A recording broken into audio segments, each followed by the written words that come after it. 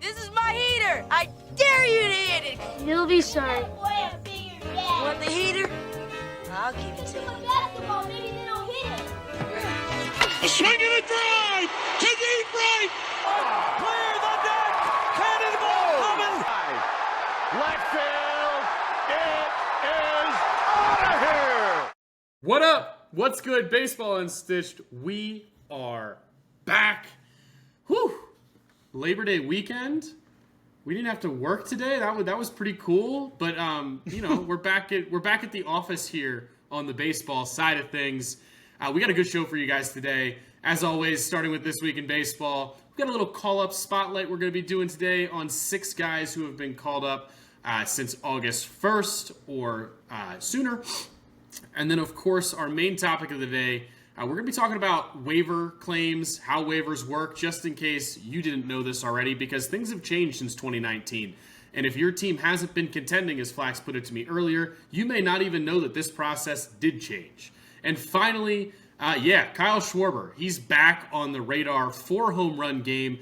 This is a feat that has not been met many times at the major league level. We're going to go into that. And then a couple other single game feats that compare in potential toughness or maybe are harder to achieve. But as always, we start where we start. Flax, how was the weekend? Weekend was good. Labor Day weekend means a lot of golf. I played Saturday. I played Monday. We played a little bit of baseball on Sunday, just getting ourselves tuned up for our men's league championship. I know everybody, all the bus riders out there are curious. Weekend was good overall. Love it. Yeah, not a bad inter squad. Feel like we're ready for that. I know you had some fun golfing today. Shot a pretty solid score, if I might say so myself today. Not bad. You know, not bad for you, right? We always have this discussion. For anybody who wants to know, Flax is a very solid golfer. Don't let him fool you, and it's very impressive to watch. I appreciate that. Of course. Flax, why don't you kick us off here with This Week in Baseball? Yeah, let's get to This Week in Baseball. Kyle Schwarber, 4-home run game. If you live under a rock and you are hearing about it for the first time, it was pretty awesome. Hilarious, though. I believe this is the second time the Atlanta Braves have given up 4 home runs in a single game to a player in 2025. If I'm not mistaken, they were the opposing team when Eugenio Suarez did it earlier in the season. The other one by Nick Kurtz in Houston against the Astros. We had parallel, that's probably a better word, debuts for Peyton Tolley and Jonah Tong. That happened on Friday night while we were doing our live stream. It was absolutely awesome to watch. Both those guys really showed out everything we would have wanted. The AL East race tightening up right now. The Red Sox, Yankees are still trying to beat down the door of the Blue Jays, who seem to be struggling in the bullpen department, but they are not alone. It seems everybody and their brother is struggling with their bullpens this year. It turns out hitters are really good at learning how to hit if you only have 2 pitches to throw. I don't understand why that's so hard for people to understand. You cannot throw 104 past major league hitters. It doesn't work anymore. It's not a new thing. The Rangers are streaking again, 8-2 over the last 10. Now only 4.5 back in the AL West, 2.5 back of the final AL wildcard spot. Between them and the Kansas City Royals, there's a couple teams that are absolutely feeling the heat on the back of their neck. San Francisco Giants doing their best to mimic the 2024 Tigers, 7-3 over their last 10, took 2 of 3 from the Orioles. Now 5 games back in the final NL wildcard spot from the Mets. That's going to be a tough one. They're going to need the Mets to fall apart. The Mets are starting to play much better baseball. Things are happening in New York. I'm thinking that's going to be a much tougher one to track down. But you keep playing good baseball. You keep putting pressure on teams. You'll have your chance. Justin Verlander looked absolutely unbelievable. It was just a weird game, to be quite honest, though. He threw 120 pitches, which I don't know when the last time anybody did that.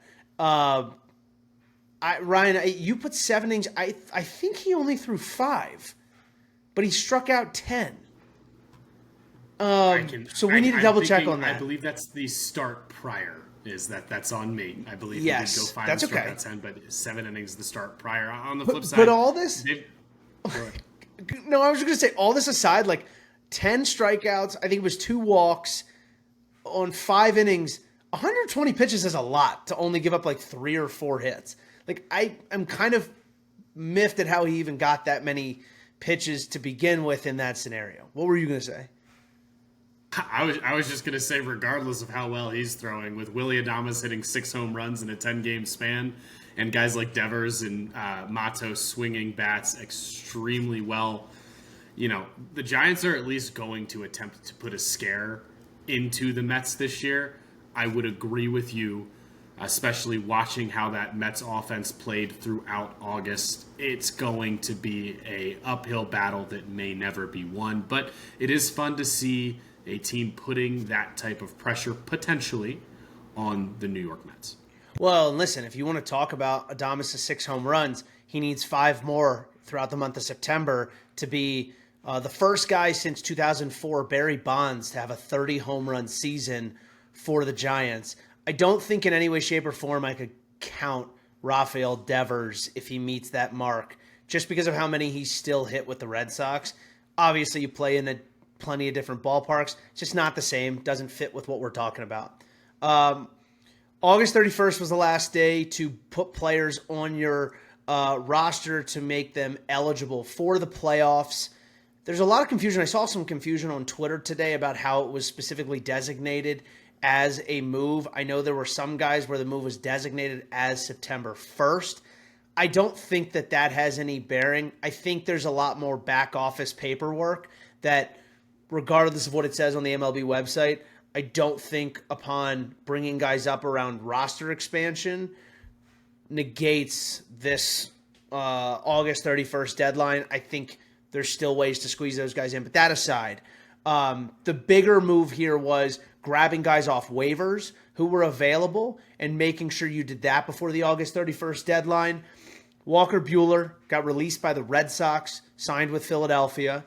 The Phillies also claimed Tim Meza from the Pirates. Again, looking for bullpen help. Looks like Walker Buehler is going to be a starter for them, at least in the short term. I still think long-term outlook for the postseason, he's going to be a really big help in the bullpen. The Dodgers claimed Andrew Heaney. Andrew Heaney had a 2.5 ERA through his first 6 or 7 starts of the year this year.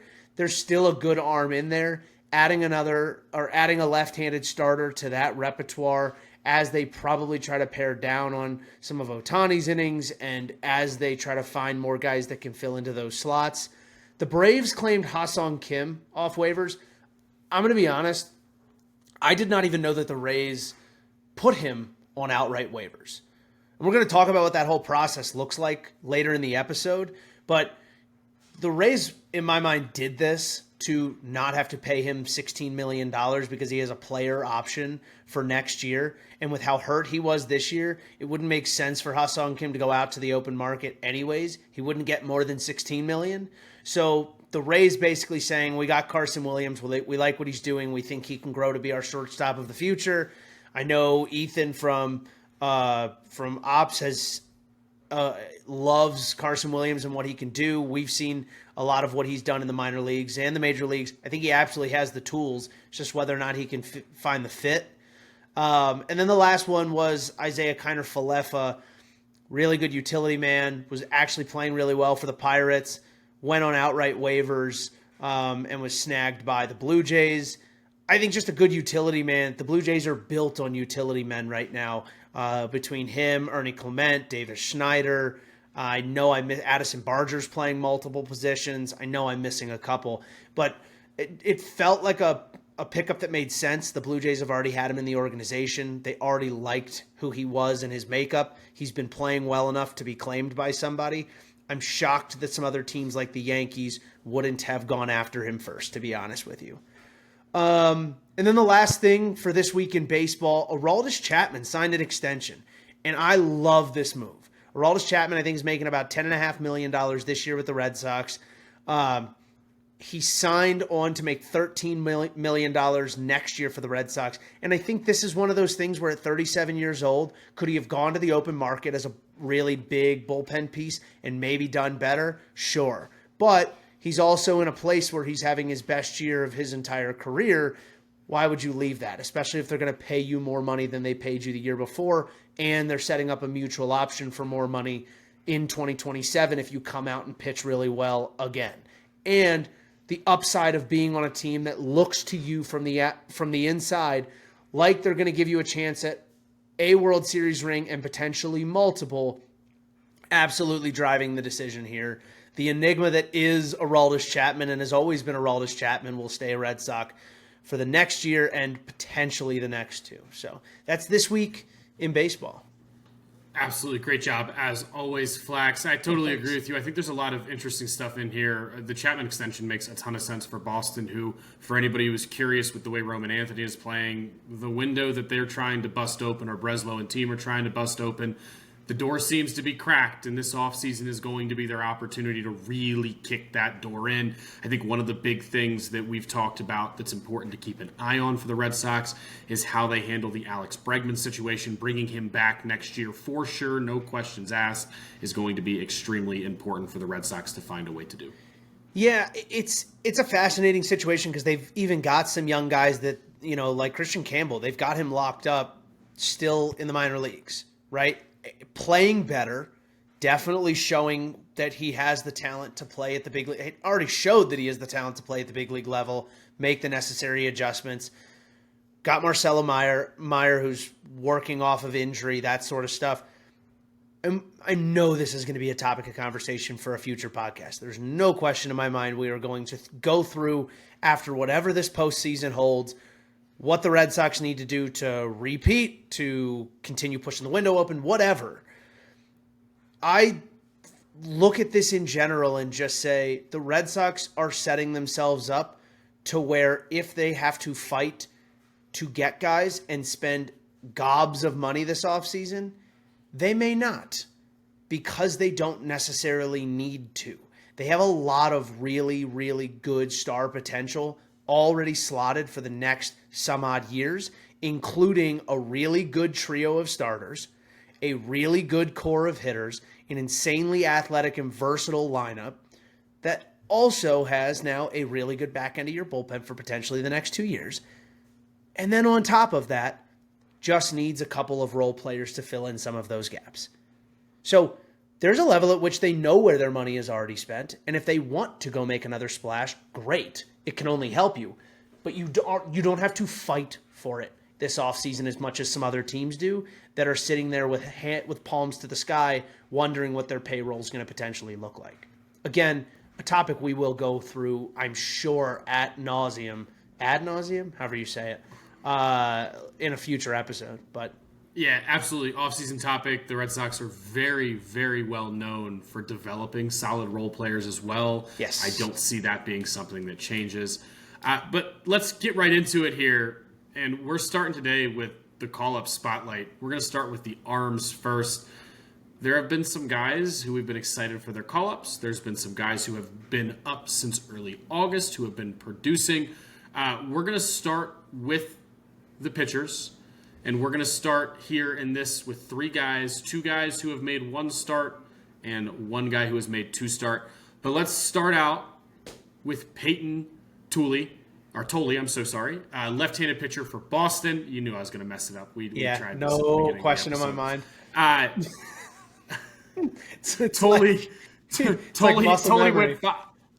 went 5.1 innings, 3 hits, 2 earned runs, and 8 Ks in his first outing for the Boston Red Sox. This is one that a lot of people have been waiting for. He was drafted in the second round out of TCU in 2024. Very large 6'6" frame. Kid gets down the mound is the best way to put it for anybody who understands that. We're talking about a stat that has been, or a stat or metric that has been very well publicized over the last few years in baseball, which is extension. He ranks in the 99th percentile. He is letting the ball go 7.5 feet closer to the plate. When he releases the ball, he's releasing the ball 7.5 feet closer to the plate than where the mound is. That makes his fastball and all of his pitches get on you that much quicker. It's a really impressive thing. We're talking about, too, a guy who has a 6-pitch mix, four-seam fastball, cutter, changeup, slider, sinker, and curveball. He did use the fastball 60% of the time in his first outing, averaging 96.2 miles per hour. I really love the mix within his arsenal. One of the things that I love most is the fact that his cutter and his fastball actually have a 6 mile an hour difference. This allows for weaker contact of a pitch that does come out looking very similar. And also, due to the movement profile, he can play it as a baby slider when he needs to.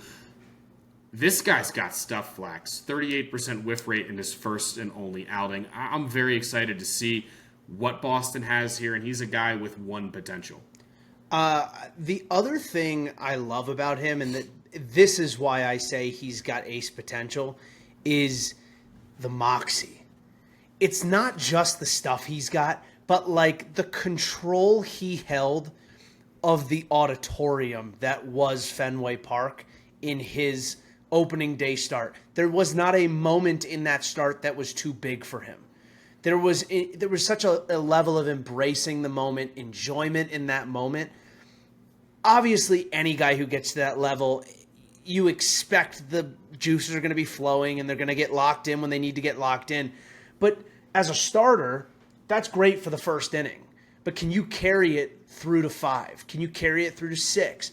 That's not easy to do, especially in a place like Fenway Park. And I love the fact that there were points where he was just owning the space. That, to me, screams volumes. Then you throw on top of that the stuff that he has, his ability to mix in the zone, stay away from the middle of the zone, but do enough to make hitters think, right? As a lefty, you already have an advantage over most hitters because just the way we as hitters visualize lefties, it looks different, it feels different, it generally has more success. But now to take that and say, I'm also going to throw 3 different pitches for strikes and another one that I don't need to throw for strikes because you're thinking about whether or not I'm going to throw the other 3 is taking advantage of what you know you have available in your arsenal. I think he does a really good job of it. And then, like you mentioned, he does it a whole lot closer to you than anybody else is doing it. Yeah, and we know how much him doing it closer is important. I think the other piece that you kind of mentioned within that moxie and how he utilizes his arsenal was very impressive. On the hill in his first career start in a packed house in Fenway who were basically there to see him. That is the type of hype he had around him for Boston fans. He was attacking the zone the entire outing. Yep. There was no point in time where Tolley looked overmatched at all. He was going to attack the zone. He was really sitting there saying, not going to leave it in the middle, but you're going to have to hit it if you want to get to first base. And that sounds like such a basic thing to tell people. However, this is his first start at the highest level of baseball in the entire world. And he really did command not only the mound, not only the moxie, but the zone as well throughout his entire start. Very excited to see what he has. Obviously, the 8Ks through 5.1 shows you the swing and miss type of stuff he has. You know, Ryan Pepio made a comment earlier in the year where he said, you know, I started to get better as a pitcher when I started to have more confidence in my stuff over the plate. And I think that's the biggest difference between major league pitchers and minor league pitchers. Major league pitchers know that they have good enough stuff to put it over the plate and to force big league hitters to hit them and to do their job as a big league hitter. And I think that's really important to understand is that Peyton Tolley came out in his first ever outing and basically said, no, you have to get yourself on base. I'm not putting you there. You're going to have to hit my stuff. I'm not just going to give it to you. I'm not just going to lay it up there for you.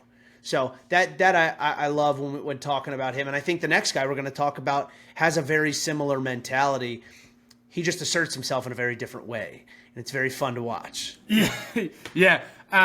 Moving right along here, for those of you who have not seen him near the lake in the Midwest up there in Cleveland, Parker Messick has been absolutely excellent for the Cleveland Guardians. Messick right now a second-round pick out of Florida State. Another left-handed pitcher here. 2 starts, 13.2 innings pitched in those 2 starts. 11 hits, 1 earned run, 1 walk, 12 Ks. Honestly, another guy. 5-pitch mix, willing to use every single one of those pitches with only one of those pitches, which is his sinker, being an under 10% usage. He has very nice ride with a little bit of run on the fastball. So far right now, his changeup has been baffling to hitters with a 48% whiff rate through those 2 starts. One of the things that impressed us when taking time to really not only watch him pitch, but dig into who he was the energy of which he throws with on the mound. There is not a single pitch that he throws that when you see the look on his face, he expected it to go past them. There's no other way to put that. Another guy with a little bit of that piss and vinegar, as you like to say, Flex. Yeah, it's quite the opposite of what I expect every time I throw a pitch, where when a guy swings and miss, I think to myself, wow, how'd he miss that? But what I love the most about Parker Messick is not only is he getting a lot of whiff, but he's also getting a lot of soft contact. It's again the same idea of, I'm going to be in the zone. I'm not going to walk you. I'm not going to give you a base. I'm going to be in the zone. If you don't want to swing and make contact, that's fine. But I think he's doing a great job of working a lot of his stuff in the zone. Like you said, he's got 4 different pitches. He's working 10% of the time or more. The beauty of that is hitters are in the box thinking about what's coming. And these are 4 pitches that all work very, very differently from one another. Right? He's got a 4-seam and a change that are almost 10 miles an hour different. Can run those in a very similar area. That's why the sinker doesn't get used all that often, because it doesn't differentiate from the 4-seam very much. And he's got a slider and a curveball that again are almost 10 miles an hour different. So one's going to add a little bit more depth, one's going to have a little bit more pace, but the ability to work the ball both glove side and arm side, keep hitters both left-handed and right-handed a little bit on their toes, is the split second you need to go from good contact to bad contact. It doesn't make it so that it makes it so the hitters can't get in the box and say, this is what I'm looking for. It makes hitters get in the box and say, this is what I'd like to see. And sometimes you only get one of those in an at-bat, and if it's going to be on the first couple of pitches and all of a sudden it's an 0-2 count, then Parker Messick can throw you whatever he wants. And he's throwing all of everything at you when he does it. Now, that's what I love the most about the way he works his at-bats. But again, same thing I said about Peyton Tolley. Parker Messick comes at you with this energy of like what I'd like to call a bulldog mentality. He's fiery. He's got energy. We were looking for a comparison with him, and you threw out the name Barry Zito. And there was some level of like the way he threw the ball that was very similar. And my comment was, I don't know that Barry Zito ever used as much energy on a single pitch as Parker Messick looks to use. But with that comes this like little bit of a hitch that throws off hitters. It changes their timing. I think that level of energy that he brings to the table is also why he's been really successful so early. So yeah, very, very fun to watch. I'm excited to see his growth. He did have a 3rd start. All 3 starts have been phenomenal. He's walking guys at a 2% rate, 14 strikeouts in 17 innings. It looks really good so far. Again, this is a game of adjustments. Can he stick with what he's doing and be successful? Or is he going to be able to change the way he mixes his pitches depending on who he faces and maintain success that way for the long term? The likelihood the latter is what's going to get him further. We'll just wait and see. Yeah, and I think pitch mix is going to be super important for him. You know, the curveball right now is probably the only pitch that he has a propensity to miss over the middle of the plate. Again, he's thrown it 20 total times here. Let's be very clear about that piece of this. But it acts as a great change of pace pitch. When your 2 primary pitches to right-handed batters, which he's a lefty, let's talk about this within the platoon split that's going to matter to most teams. That curveball being at 77 miles an hour and having such a high differentiation in velocity between the fastball and the changeup is super important. It allows him at times to miss with the curveball because of the lower end usage and still sneak strikes past guys. As long as they continue to utilize him in the right way, which, God forbid, we're talking about Cleveland here, guys. They're one of the pitching factories in all of baseball. It would be surprising to see them not. I think there's a really, really bright future ahead of Parker Messick. Let's go to the quote-unquote lowest energy guy on this list. Really, people say that when he's out there throwing, he looks like he's in a trance, and frankly, I can't disagree. Jonah Tong has stuff, to say the least. He walks in, goes 5 innings, 1 earned run, 6 hits, no walks, 6 Ks for the Mets in his debut. He now instantaneously leads all of baseball in average IVB, or as many of you are calling it nowadays because it's what it is, ride on his fastball at a 21 IVB. That is nuts. The fastball that Tong is throwing is something that we haven't seen in a very long time. And what does he combo it with? Well, a really nice mix that includes one of the better changeups in all of minor leagues right now. He is throwing a Vulcan changeup. It is differentiated by a full 10 miles an hour to that fastball that has some extreme run. It is diving arm side, and he pairs it up with pretty good secondary pitches and a slider and a curveball. The curveball is a 12-6, which again has even more velo differentiation at 77.7 miles an hour on average. Love the stuff that this kid has. Very excited to see how he continues to mature. Again, third guy on this list that has 1-2 upside. Yeah, it's such a controlled motion. Obviously, we talked, and everyone has talked about what it looks exactly like because it's hard not to see it as soon as it happens. It looks like Tim Lincecum. That body movement, now Jonah Tong, 6'1", 180. Lincecum was about 5'11", 170. I think maybe the only thing you're getting here differentiated is a little bit more ride, right? That extra length and the way that Jonah Tong stays behind the ball. But when you look at Tim Lincecum's career, and there's only so far back we can go to look at Tim Lincecum, there's a lot of similarity in the pitches they throw, the way they go about going and attacking hitters, the places that they can have success within and around the zone, right? These are guys that are going to get a lot of success in the zone, a lot less success out of the zone. Again, I say that guys like Paul Skeens, guys like Jacob Mizorowski who throw really hard, come at you in a very different way, have very, very solid numbers outside of the zone. They throw a lot harder. They mix up their stuff a little bit differently. It comes from a different arm slot. The way these guys come at you, they can have a lot of success in the zone. The benefit of that is you don't throw as many pitches because you can actually be over the plate and throw strikes. You're not wasting a lot. And keep your team engaged. That's a lot of what Jonah Tong does. He's very methodical, still works at a good pace, and 26 IVB on a fastball doesn't hurt. But no, all that aside, he threw a 26 IVB fastball. I understand his average was a 21.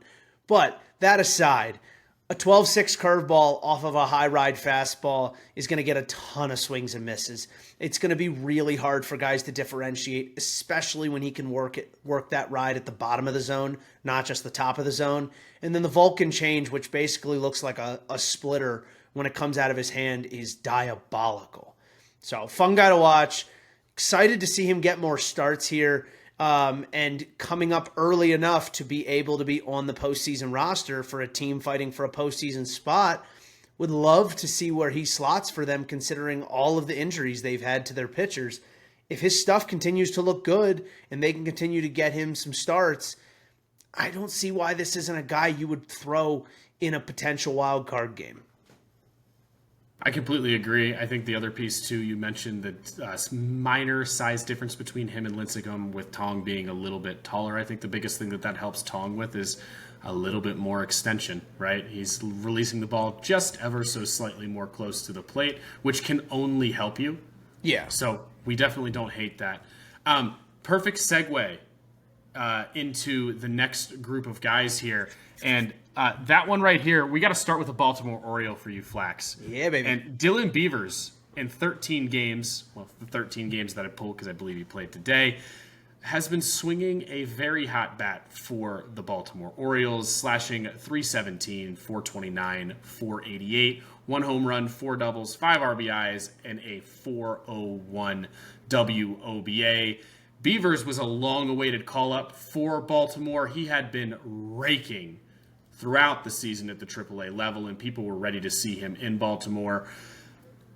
Flax, thoughts on Beavers? Yeah, and this is the same thing that we've seen in a lot of different places, right? The biggest struggle was there was somebody in front of him. After trading Cedric Mullins, after the carousel that was Orioles corner outfielders with general soreness, and Ramon Laureano getting traded, Dylan Beavers finally got his opportunity. And here's what I'll say about the guy. He takes very professional at-bats. He does a very good job of spoiling pitches he doesn't want to hit. He sees the zone very well. This is nothing new from Orioles prospects. This is nothing new from the new age prospect. Guys understand the zone at such an elite level in the minor leagues nowadays comparatively to, I think, how we used to be very swing happy. And I think the hardest thing at the major league level is that the strike zone changes a little bit. Guys are better at hitting edges of it when you get to the highest level. Taking that next step and saying, okay, I know the zone and I also have to expand the zone I'm willing to hit within. That's the jump that I think Dylan Beavers took really well. He still knows the zone. He's still not chasing, but he's making contact with pitches that are on the edge of the zone, which is why his whiff rate is fairly low, especially for a young guy. And his WOBA is much higher than we would generally expect from a guy his age. Again, short term, still has a long way to go, but it's been fun to watch what he's doing. I know you had some thoughts on it because it made some very clear comparisons to you right out of the gate, and I'm curious your thoughts because I watch him a lot. Yeah, absolutely. I think one of the things that's really important for people to recognize here is Flax made a very important comment there about the type of at-bats he takes, his knowledge of the zone. When we dig into that analytically, you see a guy right now who, again, in a minor sample size, totally understand that that's the case here. He is sitting very well in chase rate, solid in whiff rate, very high in walk rate, but also has a K rate of 26.4%, which would be on the lower end of the league. Having solid chase, solid whiff, solid walk with a bad K rate tells me he's striking out at pitches that are good to swing at in the zone. He just simply is not connecting on all of them. If you're going to strike out, we want you to strike out on pitches that you have an opportunity to damage on. So the analytics definitely do show exactly what Flax is saying, which he has solid discipline and a solid understanding of the plate at a younger age. MLB.com has his best tools as his speed and his arm. Obviously, he has shown this year in the minor leagues and potentially at the major league level that he is taking a huge step forward offensively. A guy who has the chance to be a 20-plus home run pop guy, in my personal opinion. The swing comparison that we saw was very similar to Kyle Tucker, a little bit of a shorter stroke at the end.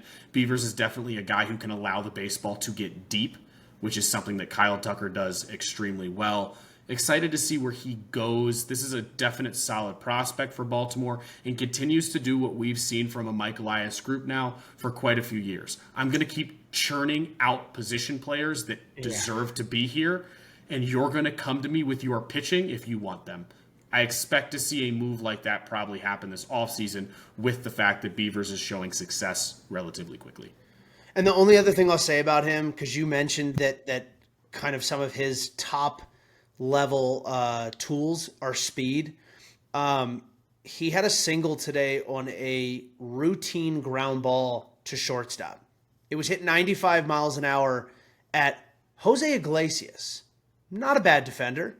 And he was 30.2 feet per second down the first baseline and beat it out.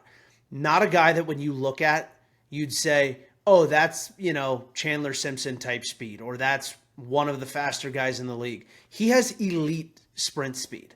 So exciting because it just brings a lot of new elements to the game for himself and for the Orioles. Yeah, our second guy right here, Luke Keeschel, second baseman, utility man, because he can play all three outfield spots, no problem, for the Minnesota Twins. Through the 29 games that I had clocked, 311, 402, 509 slash, 4 home runs, 9 doubles, 18 RBIs, a 395 WOBA. Already had a walk-off hit. The kid definitely has a lot of swagger that he plays with at the current moment. My big swing comparison with him was Ty France. I think there's a lot of There's a lot of comparison for me with those two within their load. I think France delivers the barrel a little bit differently than Keishel, and it's something we talked about, but I see it there. MLB.com has his best tool, has his contact tool. When I dive into Keishel from an analytical perspective, I see a guy who is more than likely going to hit the ball harder than we've seen, and that sounds like an odd statement, but for many of you who know, when guys have lower end average exit velos, that tends to be something that people automatically raise a red flag for. Keishel is another one of those guys who comes up and immediately has shown excellent knowledge of the zone and an ability to swing at good pitches. This is a guy right now who would be ranking within the top of the league within chase, whiff, K, and walk rate. And he also has an excellent LA sweet spot. For those of you who don't know about that analytical stat, that is a combination of how hard you hit the ball and the angle of which you hit the ball at. Basically, what we're saying here is he tends to create a result that is the ideal result on a more regular basis. Love what Keishel is bringing to Minnesota, a team that really, really needs some of these young guys to come up and show out soon. Yeah, he hits the fastball well. We've talked about this over and over and over again. If you want to be successful in this league, you have to hit a big league fastball well. It's great if you can hit breaking stuff. That comes with time. Spin is different at the big league level, but you have to be able to hit a big league fastball. Already he's hitting 328, he's slugging 531. He's got a 433 WOBA and only a 10% whiff on fastballs. He's seen 251 of them. This is not a small sample size. We are already verging on the realm in which he has seen it pretty consistently, and he's got some pretty good numbers against that pitch. That's really exciting to me. Now, the question is, as they expand the zone on what they're willing to throw him and where they're willing to throw it and where they find he hits it worse versus better, whether or not he continues seeing them will change.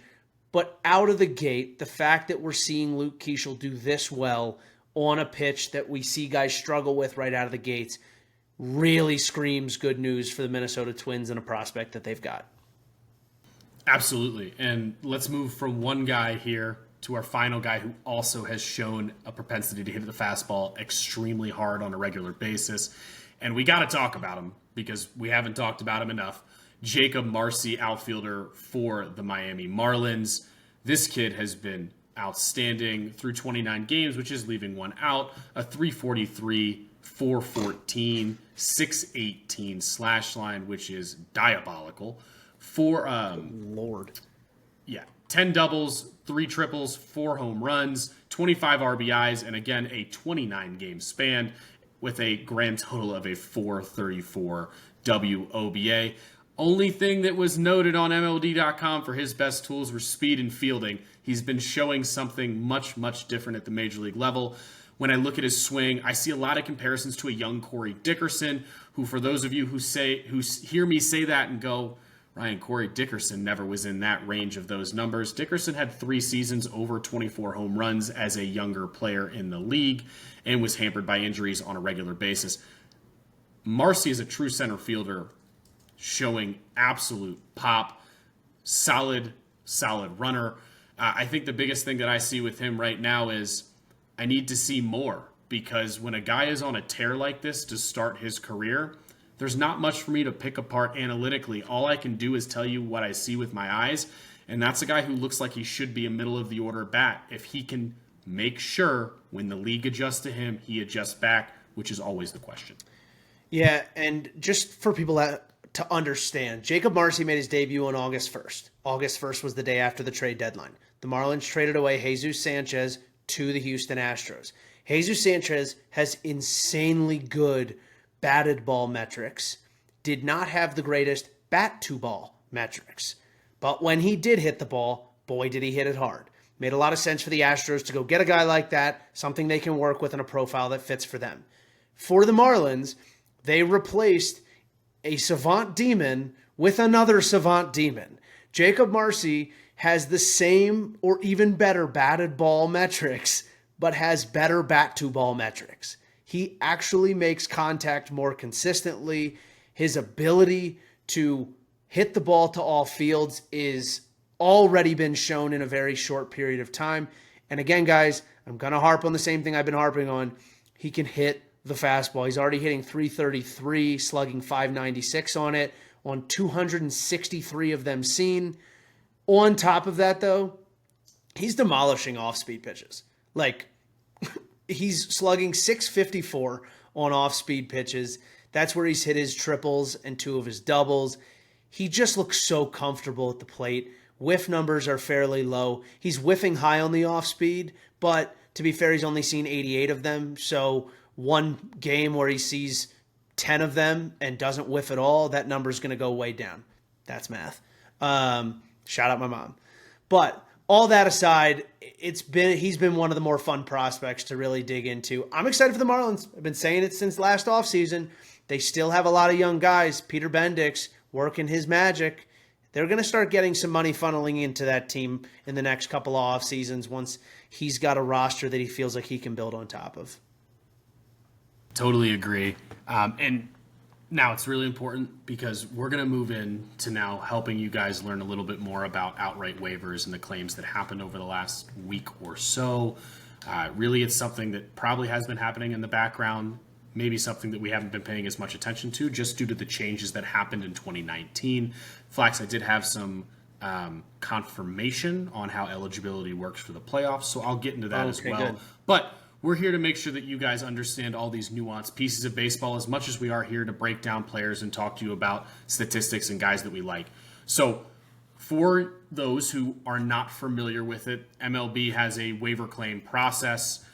When a player who is out of options is asked to go down to the minor leagues by their major league team or is quote-unquote sent down, they actually have to place this player on outright waivers and potentially even designate them for assignment, which pulls them off of the team's 40-man roster.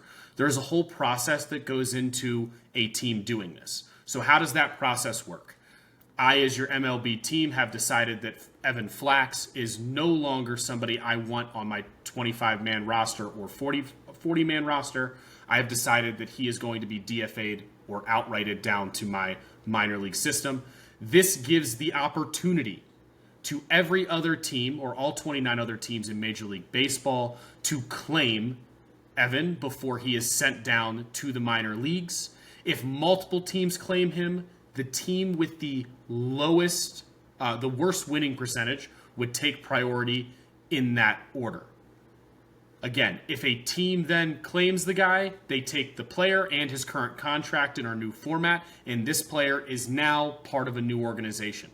So, for context of something that just happened, we talked about earlier, the White Sox put Aaron Savali on outright waivers. The Cubs claimed Aaron Savali.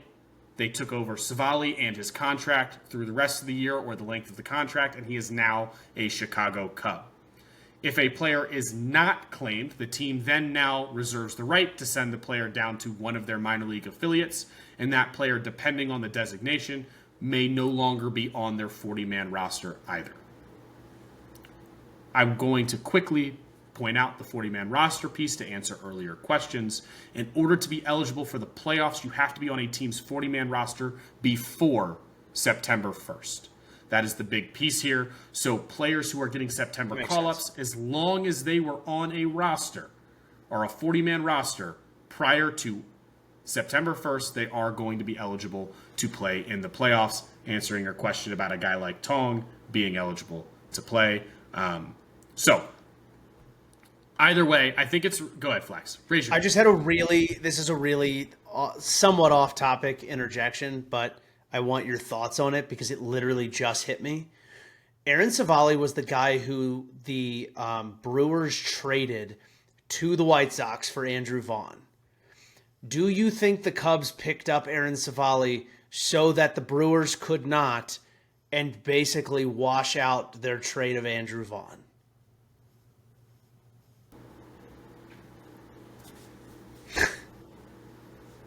No. I think the Cubs brought in Aaron Savali because he's a worthwhile piece and he has intel on a team that they need intel on. Okay, so all in the same realm, but sure, yeah, absolutely. It had to do with the Brewers in some aspect, right? Like it had to have. absolutely. Okay. The Brewers factored into that decision in some way, shape, or form. In my personal opinion. It just like it hit me, and I was like, oh yeah, Cubs are in a better spot on the waiver wire at that point. Would make sense. So when a team waives a veteran player, they're looking to, in most situations, bring up younger players, give those younger players at-bats, innings pitched at the highest level to continue to move on within their pool. Now, waiving a player offers a lot of different other incentives for teams. One of them that we talked about on the live show, and it's a point of contention, something we saw the Angels do in 2023, and we've now seen the Pirates do in back-to-back years, is putting players on outright waivers in order to salary dump, not fully pay out contracts and incentives. There will probably at some point in time be a battle about this. For the moment, there is no battle, but it's good for you to know that teams are doing this. We also see it on the full-on salary dump side for teams that are no longer in the playoff hunt. The best example right now is Hassan Kim moving from Tampa Bay to Atlanta on a waiver claim. Atlanta is looking for a piece that they can handle next year. Tampa Bay takes a look at their young guys in Carson Williams and says, we don't need to pay Hassan Kim next year, and somebody else may want him. We don't need anything back in a trade. We just want the salary cap relief. Again, playoff eligibility is deemed by being on a 40-man roster before September 1st. So any of these guys who were claimed that we mentioned today that were claimed before September 1st will be eligible to play on the playoff roster for their new teams if they're in the hunt. Now, hopefully that gives you a good idea of how waivers work currently at the MLB level.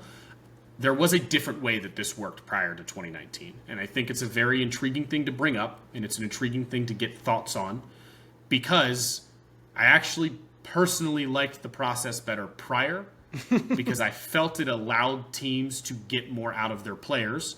Aaron Savali could be a very good example that we'll use.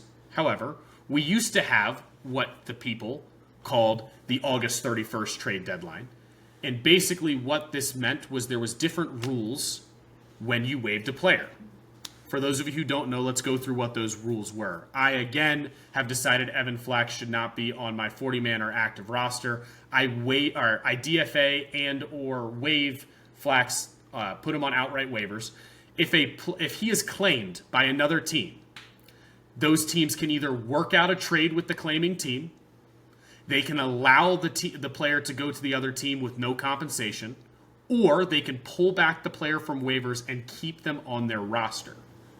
If a player is not claimed, he clears waivers, and the waiving team is free to trade this player to any team or keep them on the active roster, because it is simply a process at this point. This was something that was, at one point in time, a ton of fun to watch down the deadline. And here's why. One, injuries happened between July 31st and September 1st, it turns out. So there's teams that may not know they needed something, and now they have the ability to go get it. It allows for things that happened similarly in D.C. with Nathaniel Lowe. The Nats probably don't simply let Lowe put Lowe on waivers the way they did and allow Boston to go and pick him up. They probably put him on waivers, and now they have the ability to see who may want him for a lower cost a little bit later because, again, injuries happen and needs change. The only reasoning I could find for why we changed this rule in 2019 was, according to Google's AI, which we all know how right that is on a regular basis, was to streamline the process and transactions. I just feel like there was a lot of benefit to this, and I guess there could be counter arguments to it, but that's the old waiver claim system, not the new one. There's a very simple answer to this. With any major change that happens involving the players not on the field, it's because the MLBPA came into the CBA in 2019 and said, yeah, you're basically just jerking our players around. So not only do they sit on pins and needles getting up against the trade deadline, but now the other half of our players that were not trade deadline pieces or didn't get moved to the trade deadline have to wait an entire another month for you to basically go through and run this exact same process where they're just sitting around fishing for deals. Not okay. We don't treat our players that way. We're not going to let you treat our players that way. Get it done on July 31st. If you don't get it done, this guy knows where his family stands for the rest of the year. And if it doesn't work that way and he doesn't work out for you, then he gets put on the waiver wire. And if somebody grabs him, somebody grabs him. And at that rate, he has to make a decision for himself after the fact if he clears waivers.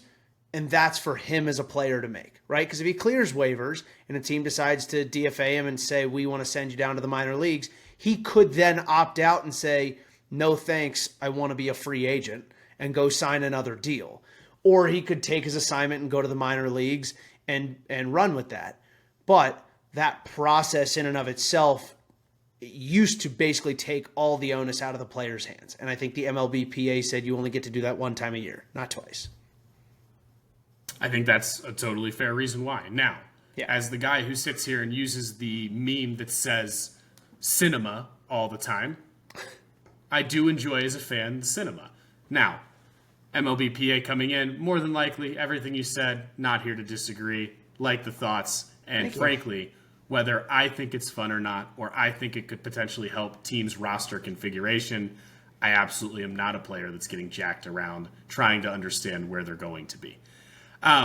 Hopefully you learned a little bit about how waivers work here today. Very important to us that we continue to help educate you guys so you have a better understanding of what in the world your teams are doing in these scenarios on a regular basis. And if listening to us tell you doesn't float your boat and you're more of a reading comprehension type of person, we will most likely at some point this week put a thread together on Twitter that lays this out as well for people, because it does seem to be a hard topic for people to comprehend, and we totally get that.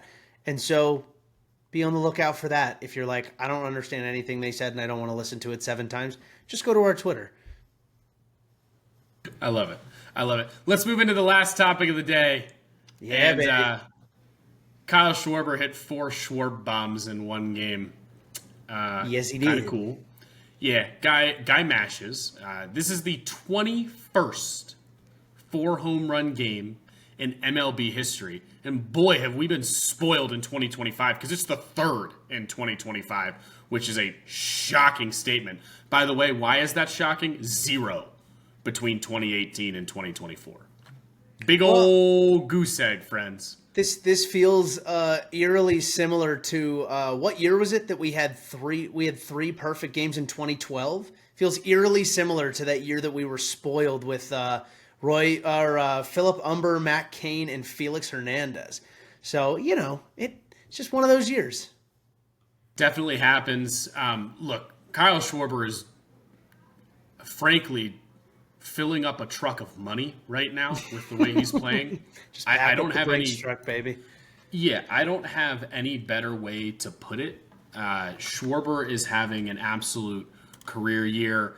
By the way, doing all of it while playing left field. For those of you who are like, yeah, Ryan, it's not a great left field. I got to be honest with you. I'm going to take a -2 OAA out of Schwarber from a defensive perspective in left. I expected it to be worse, and I don't mean that poorly to Kyle Schwarber. It's just the case at this point. We're talking about a guy right now who has now 49 home runs, has an outside chance to get to that 60 mark, which if he's hitting him in droves, it'll happen. But a couple other guys here who have had 4 home run games, if you're not familiar with those names, Nick Kurtz this year, Eugenio Suarez, you probably knew those two. JD Martinez in 2017, Scooter Gennett in 2017. That's just career game, career year, Scooter Gennett that year. Josh Hamilton in 2012, Carlos Delgado in 2003, Sean Green in 2002, and Mike Cameron in 2002. Those are all prior to, or those are all the ones hit after the year 2000. God, that's a nice list to be part of, though. At the end of the day, Josh Hamilton, Carlos Delgado, Sean Green, Mike Cameron, I love it. So I don't know how you feel about it, Flax, but this is one of the hardest single game feats to accomplish when you look at MLB history. Yeah, it's hard, right? Like, there is no feat in baseball that comes without some variability outside of the player's control. With a perfect game, we know how lucky and unlucky hitters can be, how lucky and unlucky hits can be. We've all heard of a seeing eye single. With even a no-hitter, we think about that, right? The only thing that's in your control that you screwed up in that instance is probably walking somebody. Very few instances where it's just an error. With a 20 strikeout game, another incredible feat. A large part of that is, yes, your stuff has to be absolutely on that day. The strike zone's got to work for you. The batters have to basically just be so off kilter that day that you really can take advantage of them. There's a lot that goes into it. The only one that I think is like doesn't hit the sweet spot for me is the cycle. Like, it's an absolutely incredible feat. I love when it happens, but when it happens, it's always the most predictable guys. There's been like 5, like maybe a handful in the 350 that we've had in Major League Baseball history that have been from like, oh my God, I can't believe that guy hit for the cycle. More times than not, it's like, oh yeah, Byron Buxton hit for the cycle. Shocked.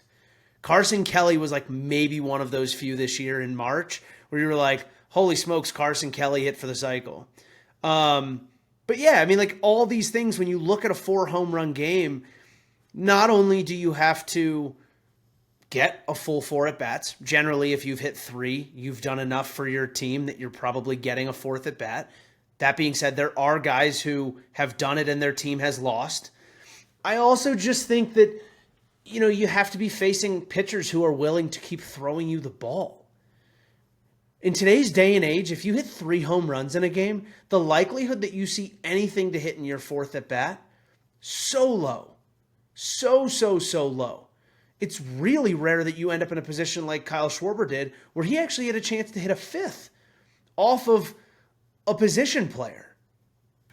And let's all remember earlier in the year, not to take the spotlight off of Schwarber's game, but Nick Kurtz actually hit a double that would have been out in multiple parks. Yep. For a potential first ever 5 home run game, which would have just been nuts. Let's put into comparison, though, from a standpoint of how many times these feats have happened for you guys. Again, 21 4 home run games. When we looked at single game feats or accomplishments, Flax already brought up quite a few that we talk about. There have been a total of 5 20-plus strikeout games in Major League history.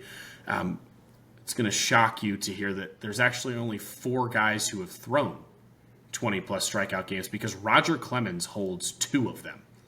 In 1986 and in 1996, in both of those years, he had a 20-plus strikeout game. Kerry Wood in 1998, Randy Johnson in 2001, and Max Scherzer most recently in 2016. So again, 5 total 20 strikeout games. There have been 24 total perfect games in Major League history.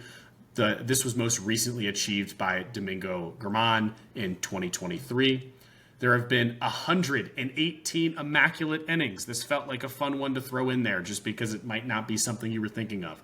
Most recently done this year by Cal Quantrill in May and Andrew Kittredge in August. And then finally, the cycle that Flax talked about. There have been a total of 350 in Major League history, most recently done by the aforementioned Byron Buxton in July and Carson Kelly in March. I would have to agree. The Carson Kelly pull is awesome. We're talking about a catcher who has had some up and down offensive years, but was absolutely scorching hot to start the year. Him finding a cycle is awesome. Flax. Yeah. I mean, listen, when it's all said and done, I love that there are things like this in the game that just don't happen often enough for us to just get excited about when they do happen. And the fact that we've gotten 3 this year tells me that we're on the upswing of the bell curve that is hitters versus pitchers. I think for a long time there we were in a low where pitchers were absolutely dominant. And don't get me wrong, pitchers are great, but when we're sitting here talking about good starters or having a 3.5 ERA, I'm pretty happy with where hitters are at right now. When you got guys like Kyle Schwarber that are swatting balls out 4 times a game, It's telling me the hitters are getting much better at taking advantage of balls that are over the plate, even if they're getting thrown really, really hard with a ton of nasty spin. Age-old thing we've talked about since analytics really heavily hit the scene of Major League Baseball over the last 15, 20 years was the fact that pitching was in front of hitting by a large amount. That gap is going to close over time. It's just how this works. So not surprised to see this. Oh. Very excited for potential offensive explosions.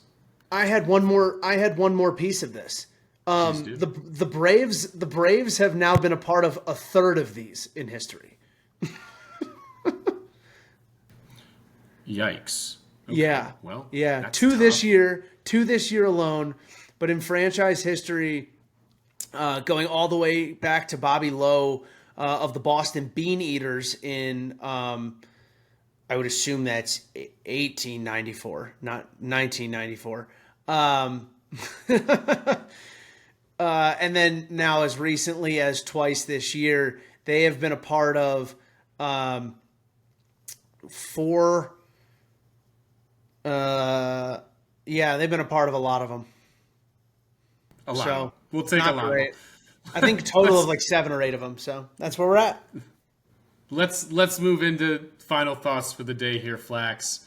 I'll start because my final thought I think is probably extremely quick and entertaining. Shout out to Jay Hay on Baseball is Dead. If you're not following him on Twitter, make sure you do. His handle is simply @JHayKid. He threw out a stat today about one of my all-time favorite Nationals, who is now a Philly, sadly, Trey Turner.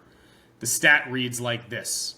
Trey Turner is the first batter to have at least 3 home runs, 3 triples, and 10 singles in a single August. 10 stolen bases in a single August. He's the first player to do this since Trey Turner in 2016. Trey Turner's stock going that way, people. If you were down on him for some of the struggles early in Philly, the man is back as it comes. So make sure you're paying attention. I have a very quick one as well. This one is really hits me in the heart and soul. D3 guy, Caleb Durbin out of Wash U in St. Louis, sneakily and very quietly putting up a very, very strong rookie campaign. Start out with a 2.3 B-WAR, 41 strikeouts in 414 plate appearances.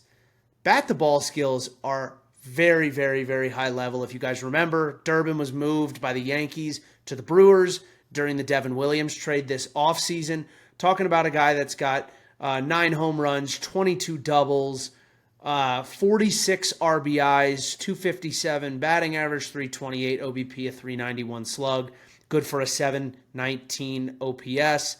All things aside, when you're talking about first year in the league, playing on a contender, playing in tight ball games, playing an infield position like third base consistently, there's a lot to like about what this guy's doing. And I just think we're maybe looking over it because he's just kind of doing the thing. But he's been a really solid third baseman. 4 errors in 228 chances. Looks really solid. I think they've got a guy that can be around for a little while at that position for them. And I just love that he's a D3 guy. Love it. Also again, 5'7", 180. Like, let's talk about that. Yeah. Dog. No other way to put it. Absolutely love it. Guys, thank you so much for spending some of your Tuesday or whenever you are listening with us as always. Make sure to hang out with us on Twitter. Keep in mind we do live streams on Fridays at 6 p.m. Mountain Standard Time. Would love to have you be part of that on X. Also, of course, make sure you share the podcast with your friends on any of their favorite platforms, Apple, Spotify, or YouTube. But past that, as always, this is Baseball Unstitched. Have a great week.